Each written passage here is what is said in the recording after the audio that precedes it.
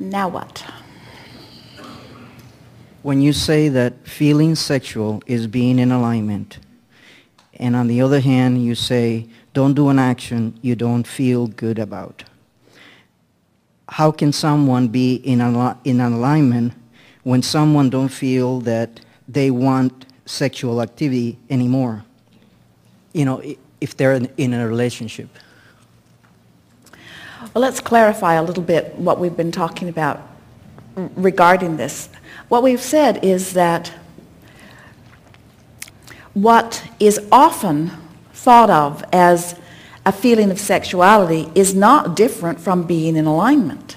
Now, there is the activity of sexuality, the activity of sexual engagement, that of course can be while in alignment or while not in alignment. And we are wanting always to put emphasis on the state of alignment first and then follow with any action that you feel inspired to. And so it is not always accurate that someone in the state of sexual activity is necessarily in alignment. We just want to clarify that.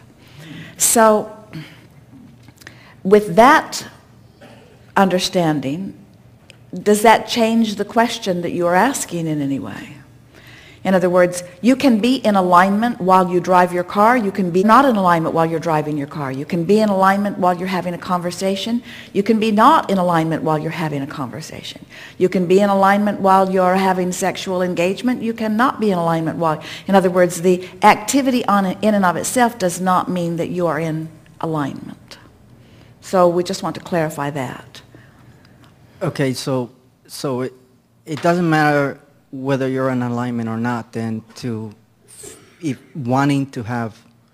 Well, not being in alignment won't keep you from driving your car, and it won't keep you from having a conversation, and won't keep you from having sexual engagement. But that ecstasy that sometimes you reach in a state of sexual activity is alignment.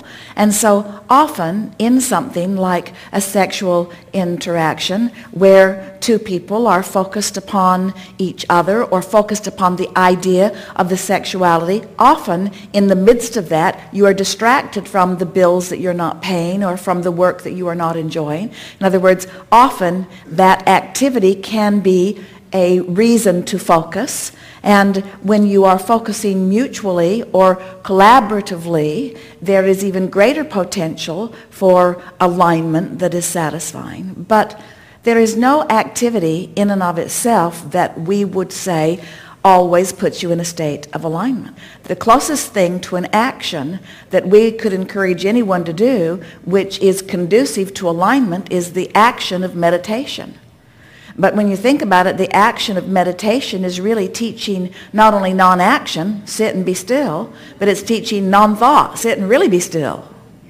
Still your body, still your action, still your conversation, still your mind. So we think we were proceeding with a misunderstood beginning place. Yeah. So now let's get back to where you began, because there is something valid about where you started and what you're reaching for. First, let us say to you that you could be in alignment and still not want sexual interaction in a moment, because in your alignment you might be being called to something else that's in your vibrational escrow. So let's take this subject, if you can, a little bit apart from the alignment or not alignment, and just get to the basics. What is it that causes someone to no longer be interested in sexuality? Someone who was interested or who wasn't? So now we're going to speak in a way that's going to make you realize why you connected the subjects in the way you did. When someone is worried, when someone is fretting, when someone is focused upon many unwanted things, they are often not in the mood for anything that is aligning in nature.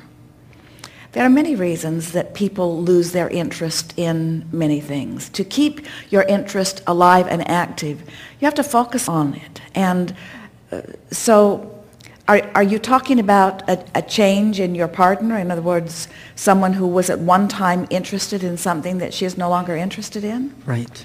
And so what can you do about someone else's change in interest? Just in general, what have you heard us say? What can you do about someone else? So let's say someone who was interested in something that you liked them being interested in, no matter what it is, but sexuality is a good subject. And now they no longer seem to be interested.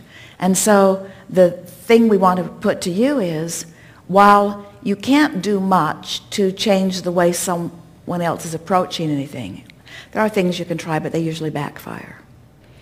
Whatever you give your attention to becomes more. So if someone is behaving in a way and you wish it were otherwise, but you're noticing the way they're behaving, do you usually get them to come and join you in the idea that you like, or do you add to the energy of what you don't want?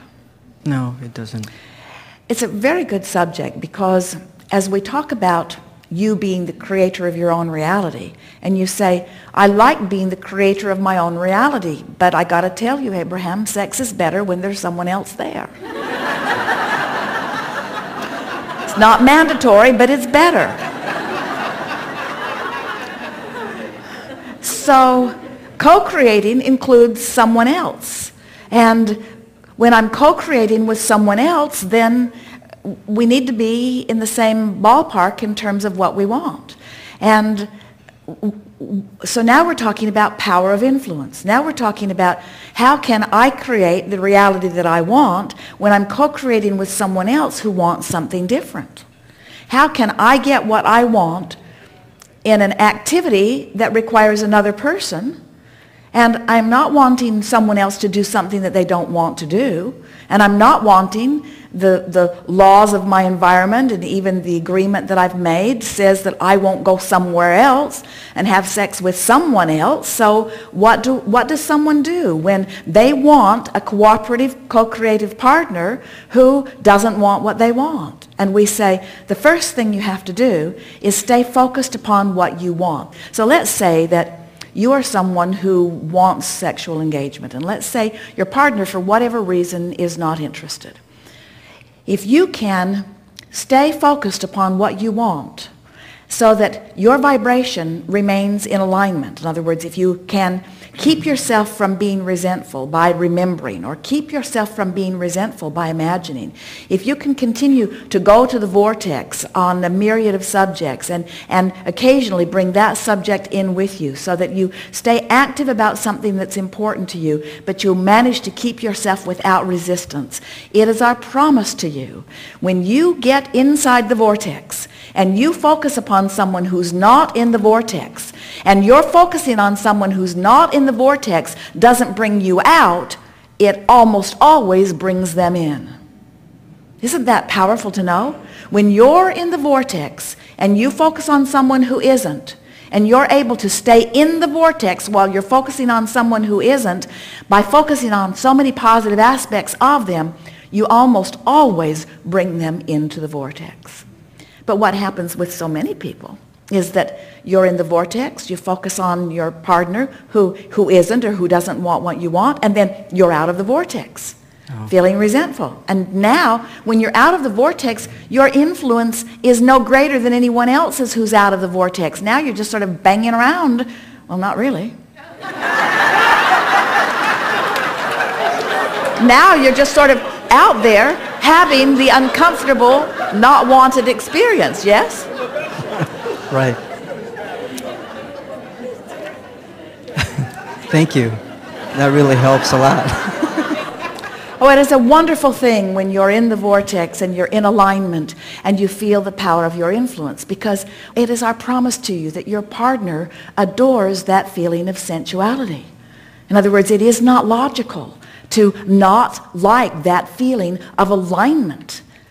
But no one likes the feeling of doing something that they don't want to do that somebody else wants them to do. Nobody likes the feeling of of coercion. Nobody likes the feeling of even going along with something that they don't want to go along with. And so really the power of co-creation and the power of influence is always and only experienced from inside the vortex. And what makes people assertive, what makes people overbearing, what makes people hard to live with, what makes people problematic, what makes people try to conquer, we're talking about even individuals or governments, is being outside the vortex, feeling the absence of their power or influence because they're outside the vortex and all the power is in the vortex. So then they just get all strong and all puffed up to try to get what they want, and that's when things really get out of balance, where it is so easy to be influential and co-creative from inside the vortex.